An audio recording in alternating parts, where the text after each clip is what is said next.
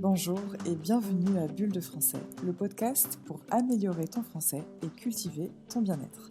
Je suis Jessica Teffengiruel, la fondatrice de French Sunnyside où j'offre une approche holistique de l'apprentissage des langues pour te permettre de découvrir, d'exprimer et d'incarner pleinement ton toi authentique. Et ce, grâce aux outils de la pleine conscience et du développement personnel. Ce podcast est pour toi qui apprends le français et qui souhaite plus de bonheur, plus de douceur, plus de bien-être, plus de conscience, de compassion, de lumière et d'amour dans ta vie. Chaque semaine, dans un français clair et progressif, je partage avec toi des réflexions, de l'inspiration, des conseils et des enseignements pour que tu puisses fluidifier ta compréhension orale de la langue tout en te donnant des outils puissants pour avancer sur ton chemin de vie, avec intention et bienveillance. Bonjour Beautiful Soul, j'espère que tu vas bien. Aujourd'hui, on va parler d'un des préceptes qui est partagé dans le livre de Don Miguel Ruiz, Les 4 accords Toltec. C'est un auteur et un livre que j'affectionne beaucoup, et d'ailleurs je te mets les références dans la description de l'épisode du podcast, si jamais tu as envie de les lire. Je l'ai relu plusieurs fois et je l'utilise beaucoup dans mes coachings et dans ma vie personnelle. C'est un des premiers livres de spiritualité que j'ai lu et il m'avait été conseillé par un ancien collègue en Belgique, Benoît, si jamais tu m'écoutes, spécial dédicace. C'est un livre plein de sagesse, notamment au sujet des relations avec tes proches, les personnes autour de toi, que ce soit tes amis, ta famille ou même tes relations professionnelles. Selon moi, on ne peut pas parler de développement personnel sans parler de relations. Parce que la façon dont tu te comportes avec les autres, la façon dont tu interagis avec les autres, tes réactions, tout ça, eh bien c'est vraiment révélateur de la façon dont tu te traites toi-même. Au plus tu développes une relation aimante et bienveillante avec toi-même, au plus tes relations avec les autres deviennent paisibles et vice-versa, parce que ça va dans les deux sens. On va en parler dans les détails et explorer ensemble les 4 accords Toltec de Don Miguel Ruiz, avec aujourd'hui le premier de ces accords, le premier de ces principes donc, que ta parole soit impeccable. Avant de plonger dans le sujet, j'ai un cadeau pour toi. Si tu aimes utiliser ce genre de sujet pour ton apprentissage du français, tu vas l'adorer. Il s'agit d'une liste de 15 idées gratuites pour apprendre le français tout en prenant soin de toi. Ça s'appelle la French Toolbox for Self-Care. Va vite dans la description de cet épisode et télécharge-le. Tu m'en diras des nouvelles. Que ta parole soit impeccable. Qu'est-ce que ça veut dire ? Ça veut dire, en français simplifié, choisis tes mots avec sagesse. En effet, les mots ont beaucoup de pouvoir, un pouvoir créateur, car c'est par la parole que nous manifestons les choses, que nous faisons de nos pensées, de notre imagination, une réalité. Selon Don Miguel Ruiz, la parole, c'est notre outil le plus puissant. Grâce aux mots, on peut tout construire et on peut aussi tout détruire. Par exemple, si tu penses aux mots qui t'ont fait le plus de bien dans ta vie, je suis sûre qu'ils ont encore un impact sur toi aujourd'hui.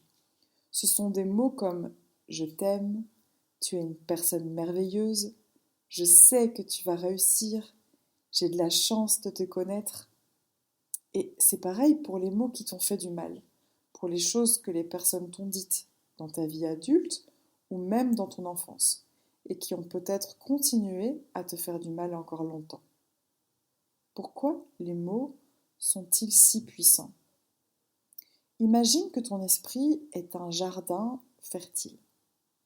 Tout ce que tu y plantes, ça pousse très très bien. Et les mots, les pensées, sont comme des graines. Donc chaque graine que tu sèmes donnera naissance à une plante très rapidement. Le type de plante que tu cultives, c'est le fruit de ta pensée. D'ailleurs, C'est une expression qu'on utilise souvent en français, le fruit de ta pensée ou le fruit de ton imagination. Du coup, si tu plantes beaucoup de peur, de jugement et de critique, eh bien ton jardin sera évidemment moins agréable que si tu plantes des graines de reconnaissance, d'amour et de compassion. Les mots que l'on dit ont le pouvoir d'emprisonner par la peur ou de libérer par la bienveillance. Par exemple, si tu as envie de quitter ton job et de construire ton propre business, et que tu partages cette idée avec une personne proche, eh bien, si cette personne te dit tu es folle, quelle idée, tu vas perdre ta sécurité, tu devras travailler énormément, tout ça pour ne pas réussir à payer tes factures, ça n'en vaut pas la peine, je pense que tu fais une erreur, eh bien, avec ces mots, elle t'emprisonne. C'est un peu comme une condamnation, un mauvais sort qui t'est jeté. Si tu considères ces paroles comme étant vraies ou potentiellement vraies, tu vas être découragé, bloqué dans ton projet. Peut-être tu essaieras quand même, mais toujours avec la peur que ton ami ait raison. Et au contraire, si cet ami te répond avec bienveillance, quelle idée fantastique, je suis sûre que tu feras de ton mieux et que tu réussiras, je te soutiens, je suis là pour toi. Avec ces paroles, elle t'apporte de l'encouragement, de l'empouvoirment même. Dans les deux cas, cette amie a des intentions positives envers toi. Elle souhaite ton bonheur et ton bien-être, ta sécurité. Mais la façon dont elle va utiliser ses mots et ses pensées, ça va avoir un impact complètement différent. Alors j'ai mis l'exemple en dehors de toi pour que ce soit plus facile à comprendre et à considérer, mais en réalité, quand on commence ce chemin d'observation, de conscientisation des paroles, afin de faire des meilleurs choix, ben on commence d'abord par s'observer soi-même. Parce que les paroles, les pensées, les mots que tu formes en réaction à ton environnement sont évidemment le reflet de tes croyances. Quand tu juges une personne, par exemple, tu la juges avec le spectre de tes peurs. Quand tu dis, quand tu dis oh là là, cette personne est vraiment égoïste, c'est parce que tu as appris que l'égoïsme, c'était quelque chose de négatif, c'est quelque chose qui n'est pas désirable, et en même temps, tu ne voudrais vraiment pas qu'on dise de toi que tu es égoïste. Donc si tu veux, quand tu exprimes ce jugement, c'est ton ego qui se rassure. Cette personne est vraiment égoïste, ça veut dire moi je ne suis pas égoïste comme ça. Donc ça va, je suis une bonne personne, je suis quelqu'un de bien, je mérite qu'on m'aime, qu'on me respecte, qu'on me valorise. Pourquoi je te raconte ça ici? Parce que justement, si tu observes tes paroles, tu peux te rendre compte des points sur lesquels tu te juges toi-même, des points sur lesquels tu ne t'acceptes pas totalement. Quand tu critiques, quand tu rejettes l'autre, en réalité, derrière ta peur et ton besoin de te rassurer, ben, tu te critiques et tu te rejettes toi-même. Donc en t'entraînant à ce que ta parole soit impeccable, tu t'observes, tu prends conscience de tes zones d'ombre, tu peux petit à petit apprendre à les accepter. Tu fais donc un travail de compassion, d'acceptation des autres, et en même temps un travail de compassion et d'acceptation de toi-même. Avoir une parole impeccable, c'est bien utiliser ton énergie, c'est-à-dire dans un objectif de vérité et d'amour, et ce, peu importe la façon dont les autres utilisent leur énergie et leurs paroles. Quelqu'un qui t'agresse, qui te rejette, qui te critique, c'est quelqu'un qui souffre et qui manque d'amour envers lui-même. Et on a tendance à réagir en se mettant à vibrer à la même fréquence et à nous aussi agresser, rejeter, critiquer. Mais et si on se laissait le temps et l'occasion de réagir différemment? Ou peut-être même de ne pas réagir du tout? Je pense que si tu comprends véritablement que les paroles des autres envers toi sont en fait le reflet de leurs pensées envers eux-mêmes, tu ne réagirais pas dans la colère ou la peur ou le rejet. Bon, bien sûr, comme toujours, c'est plus facile à dire qu'à faire, mais tu peux commencer par simplement infuser un peu de conscience en observant la façon dont tu utilises ton pouvoir, tes paroles. Quand tu utilises ta parole, demande-toi, avant ou après, est-ce que ce que je dis est vrai? Est-ce que ce que je dis est utile?